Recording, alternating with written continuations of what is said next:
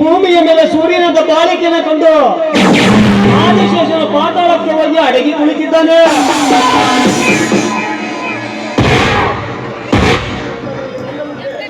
ಹಂತದಲ್ಲಿ ನನ್ನ ಮುಂದೆ ಹುಟ್ಟಿ ಬೆಳೆದ ರಾಣ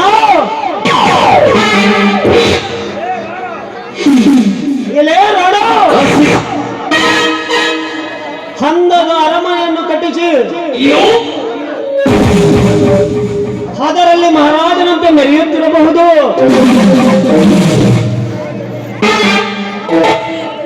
ಆದರೆ ಈ ಸೂರ್ಯನ ಕಣ್ಣಿಗೆ ಕಂಡು ಕೈಕೋಟಿ ನಡೆಸಿದರೆ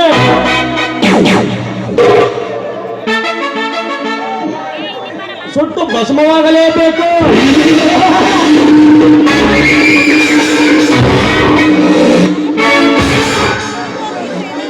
ನಿನ್ನಂತಹ ಥರ್ಡ್ ಕ್ಲಾಸ್ ಚೋರನಿಗೆ ನಾ ಎಳೆದಿರುವೆ ಬೃಹತ್ ಜಾಲ.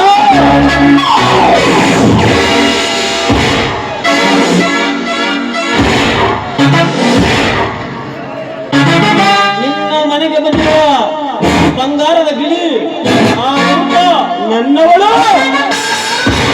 ಅವಳಿಂದಲೇ ಆಸ್ತಿ ಅಂತಸ್ತಿನ ಮಾರಣವಾದ.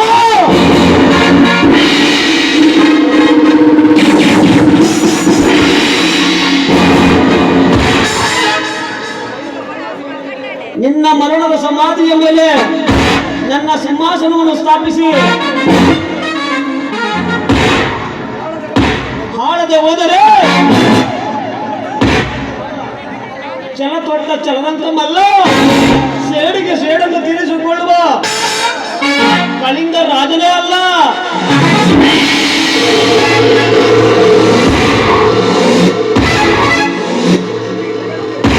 ಈ ಜಗತ್ತಿಗೆ ಉಡಿ ಬಿಸಿಲ ತಾಪವನ್ನು ಬೀರುವ ರವಿಕಿರಣನೇ ಅಲ್ಲ.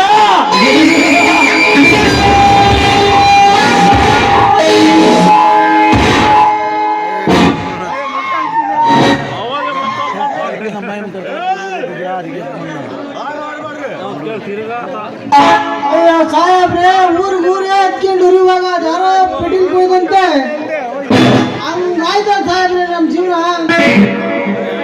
ಮುಚ್ಚಳೆ ಬಾಯಿ ಸಾಕು. ನೀನು ಬಾಯಿಗೆ ಬಂದಂತೆ ಬಗಳು ಬೇಡ. ಅದೇನಾಯ್ತು ಅಂತ ಹೇಳಿ ಸಾಯಿ.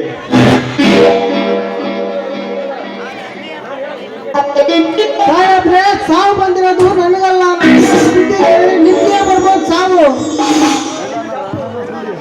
ನನ್ನ ಬಹಳ ದಿನ ಬದುಕ್ತೀನಿ ಸಾಹೇಬ್ರೆ. ಲೇ ಹುಚ್ಚಿ ಮಂಡೆ ಮಗನೇ, ಮೊದಲು ಅದೇನಂತ ಬಗಳು. ಇಲ್ಲವಾದರೆ ನೀನು ಈಗಲೇ ನನ್ನ ಸಾವನ್ನು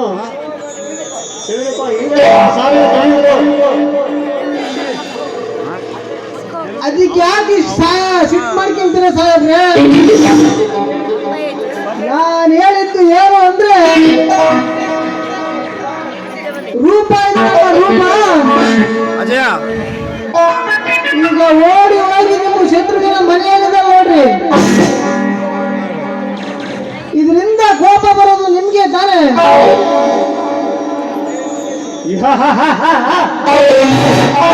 ಮಲ್ಲೇಶಿ, ನೀನು ಇಷ್ಟು ದಿನ ನನ್ನ ಜೊತೆಯಲ್ಲಿದ್ದರು ನಿನಗೆ ತಿಳಿಯದೆ ಹೋಯ್ತಲ್ಲ ಈ ಸೂರ್ಯನ ಕಪಟ ನಾಟಕದ ಅಂತ್ಯದಾರಿ.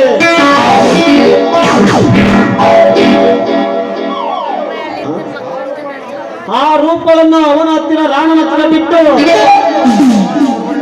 ಅವನನ್ನು ಬೀದಿ ಬಿಲ್ಲಾರಿಯ ರೀತಿ ಮಾಡಿ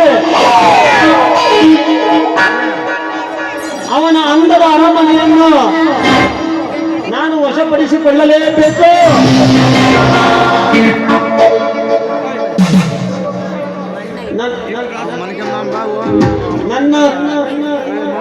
ನನ್ನ ತಂತ್ರ ತಿಳಿದಿರುವ ರೂಪವನ್ನು ಅರ್ಥ ಮಾಡಿ ನಾನು ವಿಹರಿಸುವೆ ಸ್ವರ್ಗದ ಸರಿದಾರಿಯಲ್ಲಿ. ಅಬ್ಬಬ್ಬ ಎಂಥ ಹಲ್ಕಟ್ ನಮಗಂದ್ರಿ ಇವನು. ಯಾವ ಗಳಿಗೆ ಏನ್ ಬುದ್ಧಿ ಮಾಡ್ತಾನ ಒಂದು ಅವನಿಗೆ ಗೊತ್ತು ನೋಡಿ. ಸಾಹೇಬ್ರೆ ಇದೆಲ್ಲ ನನಗೆ ಗೊತ್ತೇ ಇರಲಿಲ್ಲ ನೋಡ್ರಿ ಸಾಹೇಬ್ರೆ. ನಾನು ಸುಮ್ಮನೆ ಅದಕ್ಕೆ ಬಿಟ್ಟೆ ನೋಡ್ರಿ